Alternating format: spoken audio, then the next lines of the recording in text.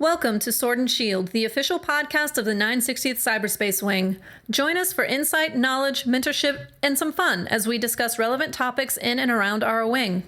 Please understand that the views expressed in this podcast are not necessarily the views of the U.S. Air Force nor the Air Force Reserve, and no endorsement of any particular person or business is ever intended.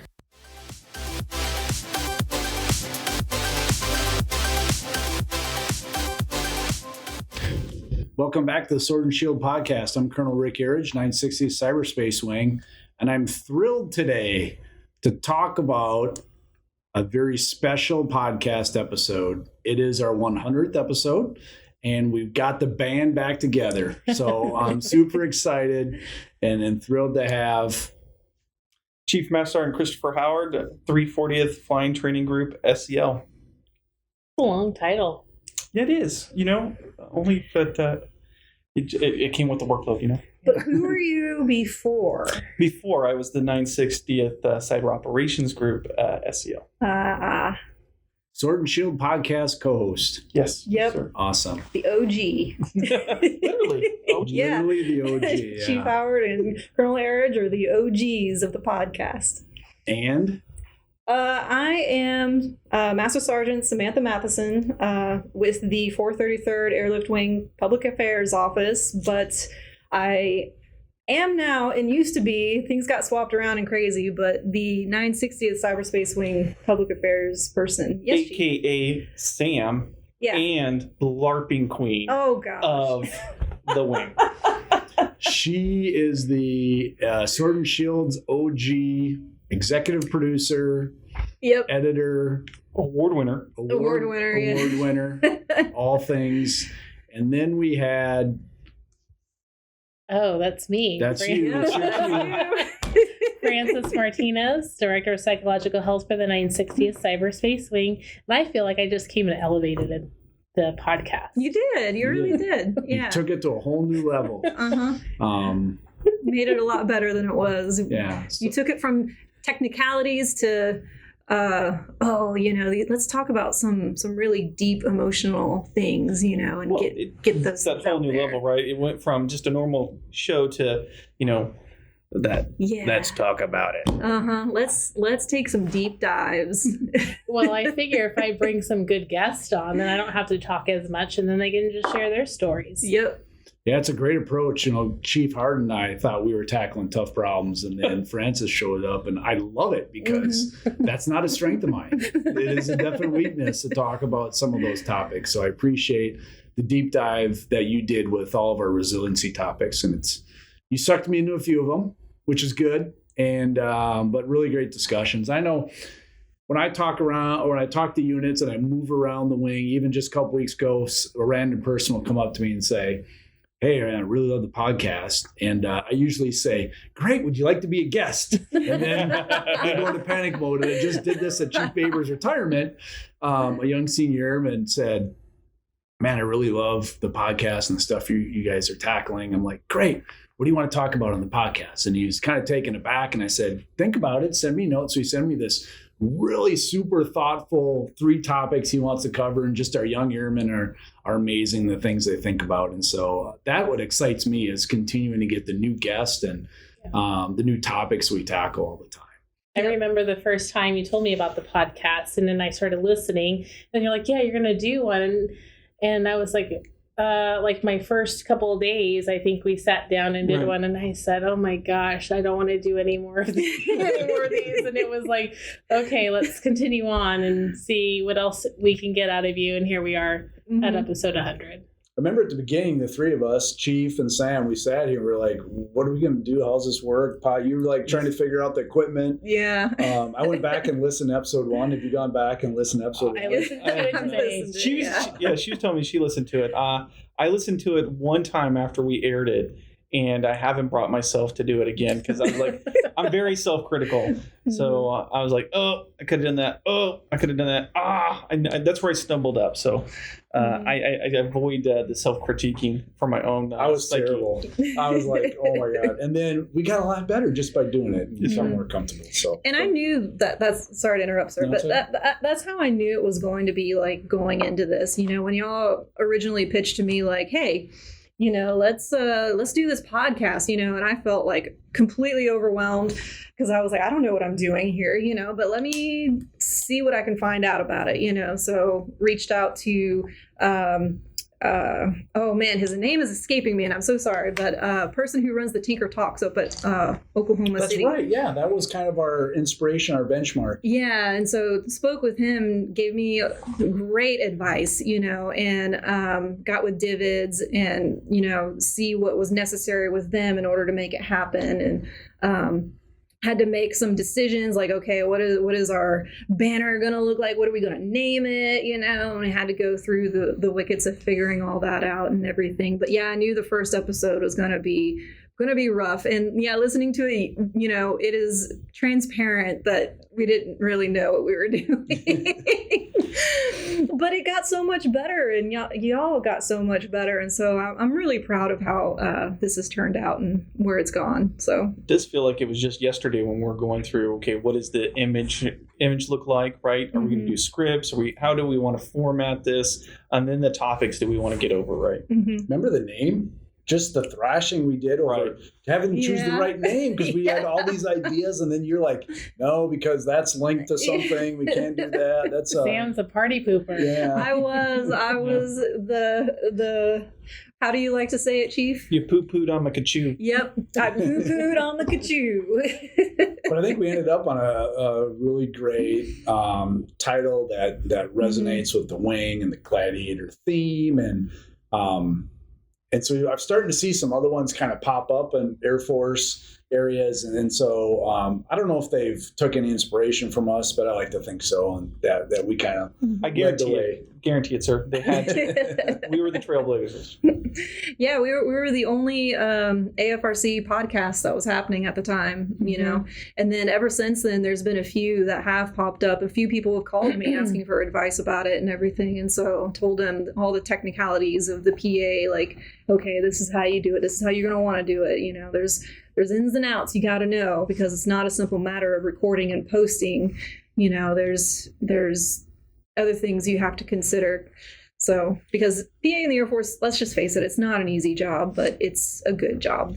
And it goes back to, kind of what you said, sir, right? That airman that reaches out. I know from the beginning of our podcast, we started getting a lot of interaction from people from AFRC headquarters, other units, airmen within our own organizations that were like, hey, I listened to that and I got something out of that, or that helped me understand this, or like the senior airman, I think he approached me as well, I'm thinking of the same individual, and was, thank you for tackling some topics that we normally don't get after, as well as handling or talking about our mission set where, when we talk about cyberspace and then some of the mission sets that we do, we have to be very tight knit about it. So getting after some portions of it allows airmen to hear bigger picture stuff. So.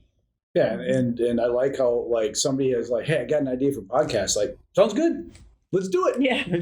I like the free flow, the discussion aspect. And, when I engage our senior leaders and I ask them, hey, why don't you be on the podcast? These generals, they're all like, well, I need a script. Are we going to talk about any of the questions ahead of time? And I said, no, it's going to be discussion. And their staffs are like, no, I need everything up front. And when it ends up being just a discussion about stuff, they're like, man, that was really easy. I was all worked up about it. And I was talking to one of our, I was talking to General Hawk a couple weeks ago about, hey, we're doing the 100th episode podcast and stuff. And we just aired his last one here a few weeks ago. And I said, hey, it's going to air. Go ahead and listen. He's like the same way as us. He's like, I can't listen. I don't like to hear my voice. I don't listen. He said, I'm sure it sounds great. I'm like, it does sound great. And so probably my favorite episode was 99, the last one we did with Jungle. Oh, yeah. Just Dave. Yeah, it was pretty cool. Just to kind of see his perspective. And a couple of people already approached me like, hey, I took notes on the things. And if you didn't know, all those things he talked about was he wrote a book when he was in Air War College about how to be a commander. If you are entering a new position and you're a little bit, I don't know if scared is the right word, but I'm talking about, right? There's a little bit of fear there. If you're a little bit uncertain, if you're wondering whether you're up for the challenge, if you have all of those uncertainties as you grab the guidon, guess what? You're in great company, and you probably got it about right. If you're standing there completely confident that you've got this completely wired and you know everything there is to know about the organization you're about to take responsibility for, danger, Will Robinson. There's a lot of things around you that are happening that you're just not going to see because your blinders are right there. And so all these things are in that book, and it's on my desk. And so I've had that book. I've read that book. They used to issue it to you at your work college as part of the reading. I don't know if they still do or not, but it's fascinating how some of those things can resonate with people. And it's just, if they can just get, like you said, Chief, get one thing out of a podcast, I think it's worth our time and effort. Right. Mm-hmm. What was your favorite episode, Sam? I think hands down my favorite episode was the one you did with Lieutenant Mallow, or is it Anderson? Mm-hmm. Mallow. I know she... Adrienne Mallow. Yeah. So where she talked about her story of resiliency through working through, she didn't have breast cancer, but she had the gene that made her highly susceptible to get breast cancer. And I really felt that was such a fantastic story of how she overcame the surgery and how she still was driven, like absolutely driven to join the Air Force and go through BMT, because her chest, was still torn up from the surgery and everything. And the doctor didn't even want to let her in.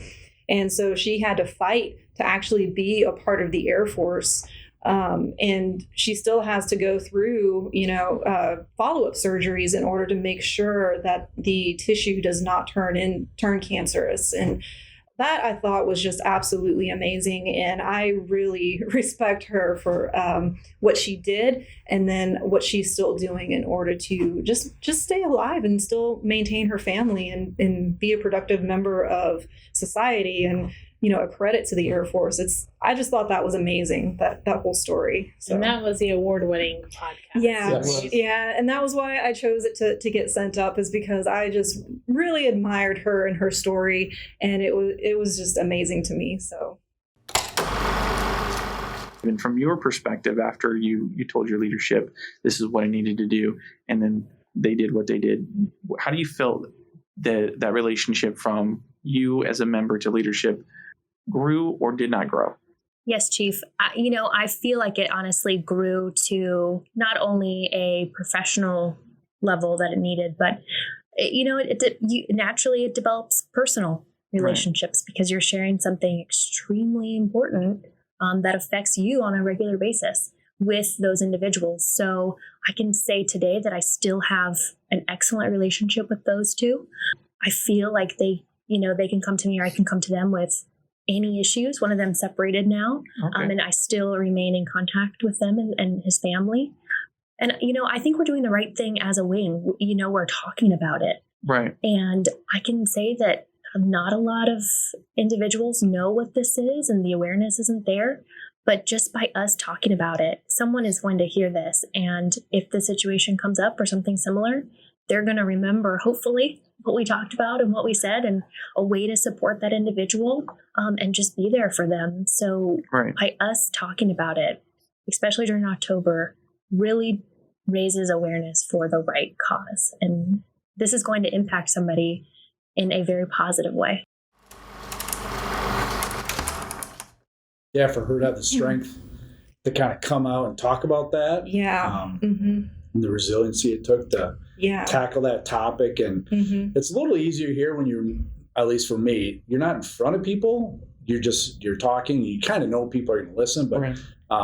And so it's scary for some people to do that. So I applaud her efforts for doing that. Because that could not have been easy, going through those surgeries, and it really affects your self-image too, but she is currently just a wonderful human being. She has a fantastic attitude and she works hard, and it seems like it didn't even affect her at all, and so going through something that awful and still coming out on the other side as a fantastic person, I was really impressed, and I still am to this day.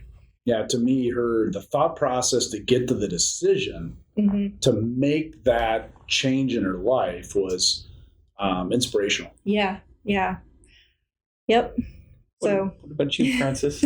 Oh, I got a couple. I think the most exciting one for me, and I'll start, 'cause pretty much a lot of mine are somber, right? Because they're Right. all, you know, Yeah. like suicide related or domestic violence stories. But the best one, most exciting one for me was landing General Silveria Yeah. from yes. the academy superintendent. And so that was fun because I think he was like our first big guest. He And was the so big it was like, fish, yeah. here we go. Yeah. You know?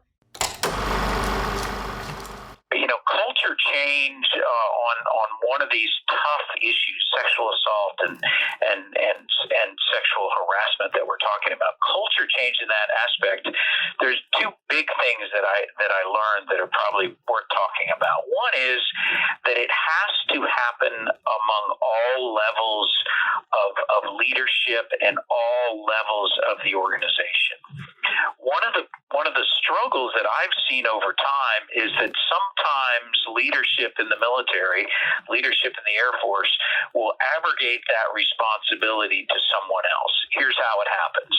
A commander will say, whether it's at a squadron level or higher, will say, we need to talk about sexual harassment or sexual assault, and they'll bring in an expert like you or someone, you know, a learned expert or someone with a lot of experience in sexual harassment and sexual assault to teach, to talk to the squadron or to the, you know, large organization, and then they'll leave. And I think that abrogates the responsibility from the commander. This is commander business.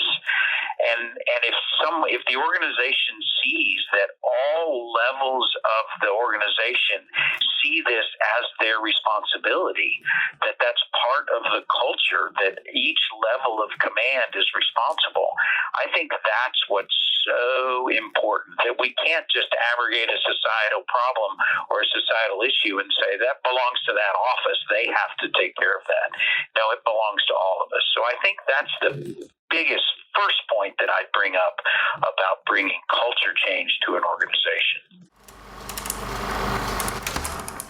And so that was exciting. But as far as like resiliency stories, there's so many that we've had, from, you know, Colonel Swanson talking about his 2 suicide attempts to Chaplain Soljan talking about like his challenges and being the 25th U.S. Army Chief of Chaplains. So we've had some really great resiliency stories that always didn't start well, but they're still here to talk about them. So. Mm-hmm. Yeah, it's an important outlet and avenue. I think when we started this, right, we wanted to meet people where they wanted to be, Right. and consume information in the way that they want to consume it. And so we thought, let's try this podcast thing. And I think what's great about the podcast is that we found a way to reach those people that they don't have to be here in person. Mm-hmm. Yeah. And I know early on the technology wasn't great. It was a little bit rough, but like everything, it got better and we worked through it. But being able to reach out to somebody like that, your contacts, and being persistent about, hey, we got this podcast thing. It's becoming more mainstream. People listen to them. They understand it. That you haven't had many people, as long as we get a hold of them, like, people say yes. Yeah. Mm-hmm.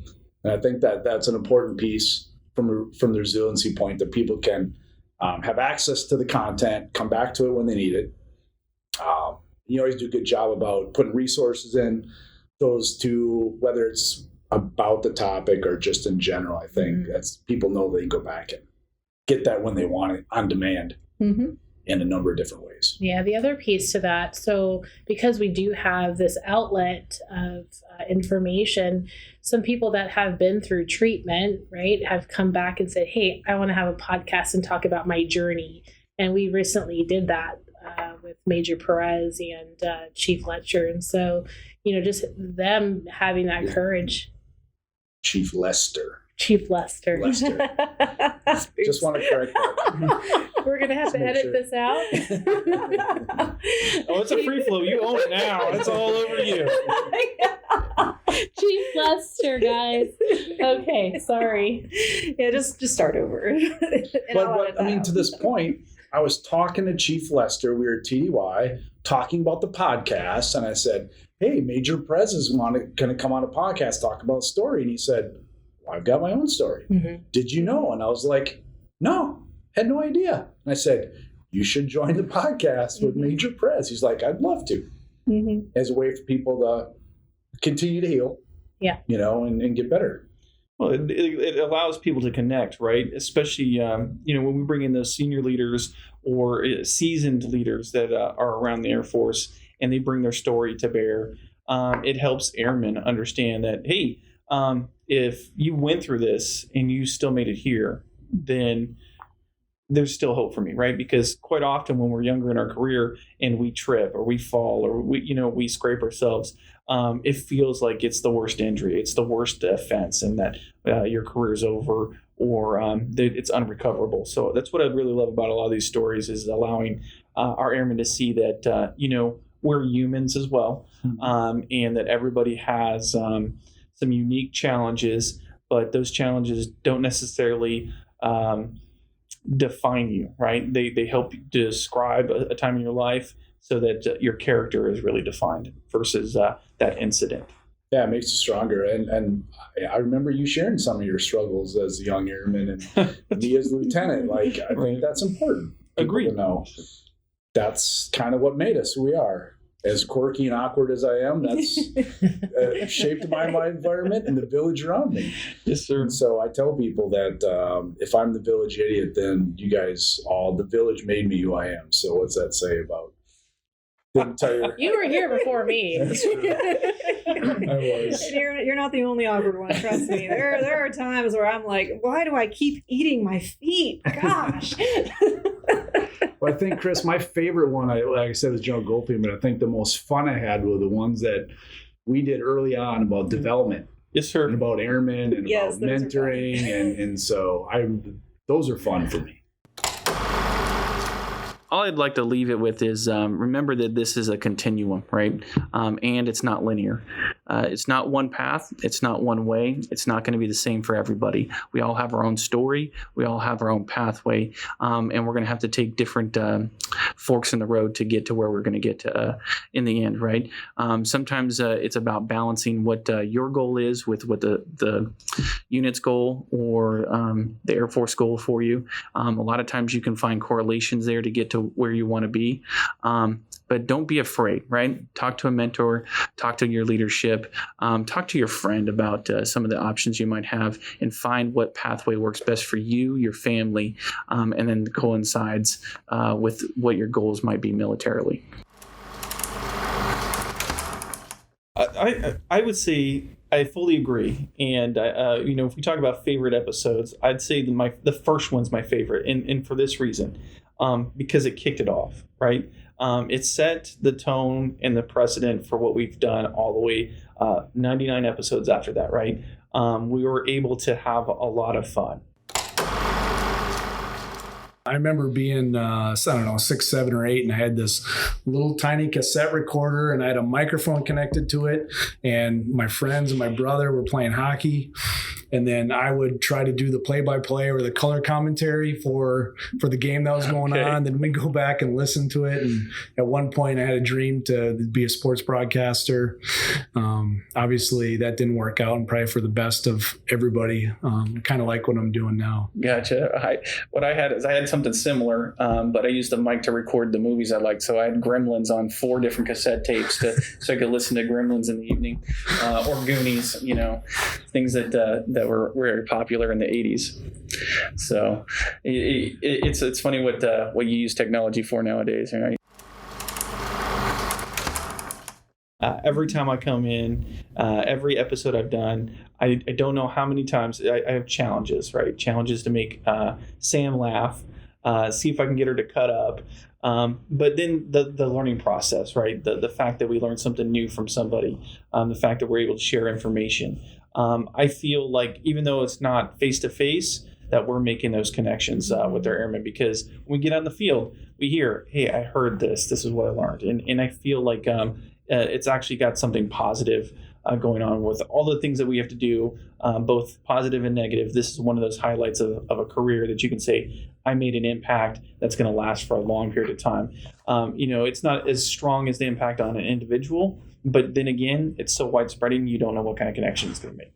Yeah, it's a little frustrating to me to not like. I remember Sam early on. You're like, "Hey, I want numbers. Like, how many listeners? How many times they get played? Yeah. Like, I want to know like what the reach was." And so we tried, and it was just too hard with the technology, which is fine, right? And so I got past that because the feedback we were getting, we knew that people were listening, were hearing it, including my aunt. And so my aunt, who lives in Illinois, she's on Facebook, and I'll get random text messages from her like, "Hey, I listened to the podcast. I didn't understand one thing about it, but it sounded really cool." So I knew, and I know people have listened to it, and that we probably not in the wing. Like we talked early on about who we target, internal messaging, external. We just said, you know what, we're just going to blast it and see where it goes. And I think what's really rewarding for me is when I hear other people say, you know, maybe not know that I'm on a Teams call, and they said, "Hey, you need to go listen to the Sword and Shield podcast episode, whatever. They talked about this, they addressed this," and they just say they, you know, and that's cool. Yeah, and that's ultimately what I felt the goal was going to be anyway, because, you know, it's important to have a way for everyone to be able to reach you as leaders, but that's impossible in this wing because there's GSUs, there's geographically separated units. You have airmen who work for you that you cannot physically reach out and touch. And, you know, so just to explain a little bit about analytics to the audience here, the reason why that was so complicated is because depending on the platform the podcast got put on, the analytics for each separate platform is slightly different, and so they don't always equate to one equaling the other. You know, so what's considered a view on one platform is maybe only considered is not considered a view on another one based on how long it was listened to and everything like that. And so, yeah, we were forced to kind of let that go just a little bit. But the numbers for the podcast have always been really good. But really, the goal about it, you know, like you said, Colonel Erredge, is reaching those airmen that you can't talk to, you know, you can't speak with. And I think that is really important in any organization, to have a way for your airmen who you are leading to get to know you, you know, and to figure out what kind of leader you are, you know. And if they have no way of doing that, then they're, you know, what drive do they have to care about you and the culture you're trying to build? And I've always had full faith in the type of culture you're trying to build here, because I've seen how you are. You're very humble and courteous, and you want people to respect each other, which I am 100% on board with. And so that's why I really feel this podcast is such a good thing, because your airmen can get to know you without you having to try to, and I don't mean like you specifically, I mean like Chief Howard as well, and Frances, and even me on some of them, because what we're trying to do is, you know, create a cohesive unit, even though we're scattered across the country. And I am thrilled with it. Yeah, and I think that's what we didn't want it to be about us and about podcasts. Like there's one, I won't say, there's one military podcast that often pops up. I listen to off and on. So I have a few touch points there, but it seems it's about the host, and he's like the only guy, and he runs the podcast and he promotes it through his social media channels. And that's why I think what I like about ours is such a broad range of people. Like we force some people to host that weren't necessarily maybe ready for that. Yeah. Still here. Yep, still 2.5 years later. And doing a great job. You know, with Colonel Darden, when he, like, we got to introduce you. Yeah. To your point, like, people may not know him. Let's introduce him through a podcast. He's like, I don't know. And then Chief Baber, and then Chief Malcolm, right? Joe Radliff, like, and all great people, great leaders. And, you know, that's the beauty of this podcast, is if it's a natural discussion, then who you are actually comes through, you know. So yeah, I'm really excited for what's the next 100. Right. And so we are planning to have John Kennedy on. We're chasing, Frances and I, we're working on some other big fish. So we're just going to throw this out there, right? Okay. Who's our big fish? We've always said it's like Oprah Winfrey. We got to have Oprah. Right? So Oprah, if you're out there listening, this is to you. We are wanting you on this podcast because we know you have a great resiliency story, and look where you are today. And so that's what, you know, we want to talk about. So if anybody else has any contacts or knows anybody that can help us with that, we'd love to have you be part of the team and help us make that connection with Oprah. Or if anybody else has any really good resiliency stories or topics, we're always looking for topics and they want to be part of it. Please let any of the four of us know, at least with Sam for now, maybe not in the future. She's moving on. And so we just want to say thanks to the OG executive producer for all the work you put in and getting us on path. And you trained the next generation of executive producers. Yep. Yeah. I'm missing it already, honestly, sir. To the LARPing magi. Oh my goodness. I will always miss you. The over-under was 1. You got 2 in. You got the over. I like to win. Clearly. Your kachoo is driving me crazy, sir. It's not the only thing, right? When we talk about the podcast, right? What is the thing that I always drove you crazy with was my closing statement. I know. Oh, at least you have one, right? She yelled at me during a podcast. I was not yelling. And it's like, say goodbye. And so she had to edit this out, but I don't remember her which portion one of it. Her portion of it. The say goodbye. Was it like the eyes come out? A little bit, yeah. It was pretty terrifying because I'm like, I thought I already wrapped up, and then she's like whispering it, and then all of a sudden she's like, say goodbye, and I'm like, I did goodbye. It didn't sound like a closing out. I thought she had more, and then there was this long awkward silence, and I wasn't supposed to speak, so I was just like, how do I but the microphone was going to pick me up, and it was like this moment of stress, like, oh crap, what do I do?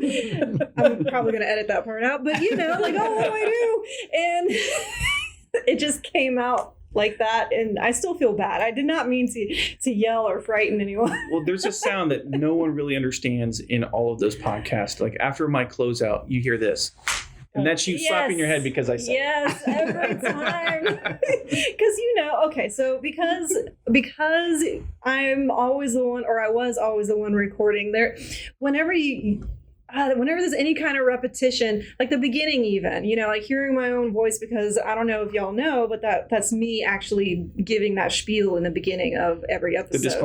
The disclaimer, yeah, it's me. Like, it's agonizing for me to hear that every single time because it's my own voice and I kind of hate it. So yeah, when Chief goes out with the phrase, I'm not going to say it. We're going to end this podcast with it when we're ready, so we have to. But when I talk to people, they're like, hey, how many takes do you guys do? And how much? I'm like, we're going to tell you, there's very little editing. Like I don't think I think the one time in the episodes that I've been on that we actually stopped and started over. Oh, mine too, recently. Yeah. I had to stop and restart.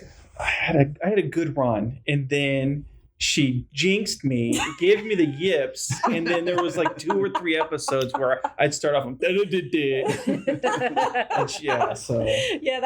made me happy. I'm not gonna lie. I noticed the joy in your face. It was pretty It still brings joy. So this is pretty authentic. So what you guys are hearing is there's very little editing happening. Sam and the team kind of put the bumper music on the beginning and the end, and in the middle, it's just us being real. Yeah, for the most part. There's every now and then language problems and then long drawn out silences because people need to stop and think. I'll edit those parts out because I want things to be exciting, at least a little bit exciting for the listener. And Chris Howard's in the beginning when he would do the yes, the table slap or this karate chop. Yeah, the noises. It's like, yeah, y'all, I can't edit out those noises. I'm not that talented. I'm not a sound engineer. I wish I was. That would be amazing, but I'm not. We'd have to have I think we'd have to have a bloopers reel. Different, bloopers reel and a big setup in order to. But I think that's what I wanted from the beginning, is just for it to be real and kind of. We talk about all the time in the military about just a couple people sitting at a bar, drawing pictures on a napkin, right? Yeah. That's kind of was my vision for this. And I wanted it to be a little noisy and raw. And so I know when we bring our guests in and we give them the spiel about hey, the microphone picks up everything and that, and still you hear them, they'll be clicking a pen. To me, that's whatever. I mean, that makes it, because that's real life. That's when you have a meeting, that stuff's happening. And so I don't harp on it too much. I don't think it's when it's like constant. That's my only goal, is to prevent like those noises from being consistent throughout the episode. And you stop it with the look. Yeah. The look. One look. we figure that out very quickly. Well, and the professionally built cue cards that no one else sees. Oh yeah. Yeah. I was so fancy with those. I don't even have it right now. I think they're in the podcast Hall of Fame. Yeah. For an artifact. Yes. We definitely got to put those in the historian. Hit the cabinet. For the history. Buried somewhere. I'm not sure where, honestly, but I'm sure they're in the cubicle somewhere. So. Well, that's awesome. So we'll start a wrap up.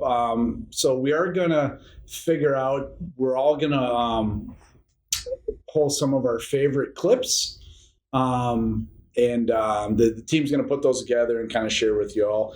I've got some notes that I started already on some, and so whether we're gonna sprinkle it in this podcast or maybe part 2 to 100th episode part 2, we'll figure that out. But thanks for everybody. Thank you, sir. It's been fun. Yes. Let's do it again. Let's do another. Yeah. Let's do another 100. Oh wow! Where do we go from here? Only up. Yeah. I hope. I'll take sideways or up. Lateral. Yeah. We haven't plateaued yet. I don't think we've plateaued yet.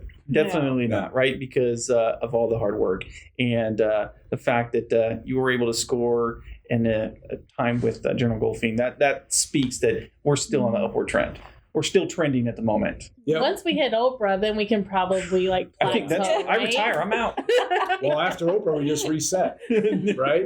I mean, there's political figures. I'm not gonna. I mean, yeah, we keep going. I know somebody threw out Elon Musk, and I said, why not? If you can help us, we'll do it. Like, I don't think we've not turned down a guest that has either wanted to or somebody's offered. So we've tried to capture those. I know we got Frances has got some stuff in the works with some celebrities that we're trying. So we've had one celebrity besides our military guest, right? We had a reality TV expert, Dr. Viviana Coles. And so we had her. So I'm like, let's see if this drums up some more high profile guest. Yep. So I'll just do one more plug for topics. Send them to us. People are interested. You want to be part of this and talk about something. You got a story you want to share. This is what it's for. Sam, closing thoughts. I'm gonna miss y'all. No, I've really enjoyed doing this. It's been an amazing experience getting this thing off the ground and helping y'all with your messaging and everything. That's my job. It's what I love. It's what I want to do. And it's what I'm going to continue to do. And yeah, I really want to keep doing it. Maybe start up again somewhere else, or come back here. You have to ask permission for the rights to continue. But you know what? We'll get the band back together for episode 200 or 150 or something. Yeah, that would be amazing. I'm still local. I'm still around. You got my number. You can call me anytime. It's just like I can text y'all anytime. I really need to send you another GIF, Chief Howard. I am due one. Yeah, you are. You're way overdue. Yeah, you've been slacking. So. I really have been. Yeah, Frances. I think to wrap up, so we posed the question, like, what are some of the questions that you have for us, or the Wings folks have for us? And the one question that we received was like, why should I even listen to this? Right? Wow. So why shouldn't you? There's so much great information and topics. Clearly we're having fun at episode 100, right? So we're doing something right, I feel like, at least. So why shouldn't you listen? So I'll put that back out there. Yeah, definitely. Right. Why shouldn't you listen? Because we're better than standard radio. Duh. Absolutely. Definitely more genuine. And again, like, maybe every episode's not going to resonate with you, but tune in, check it out. And what's the great thing about podcasts, it's on demand. So, if you don't have time right then, or the topic's not of interest, that's fine. You're not gonna offend us. It's not for everybody. But if you get one thing out of one podcast, I think it's worth our time to do it. So I can't reiterate that enough. My parting shot would be thank you to those that do listen, right? Because if they didn't listen and we didn't get the feedback, then we wouldn't be doing it. So I have to thank the individuals that do take the time to listen to what we have to say, and then those that provide feedback, right? Even if it's why do I listen, or why should I listen, to the hey, thank you for taking the time, right? It all matters. We want to improve. We want to do something positive. So thank you for listening, whether you like it or not. And any feedback you give, good or bad, more than welcome to take it, so we can only improve or change or pivot, right? Yep, absolutely. That's, I think, thanks to y'all. And until next time, remember to stab your enemy in the face through cyberspace.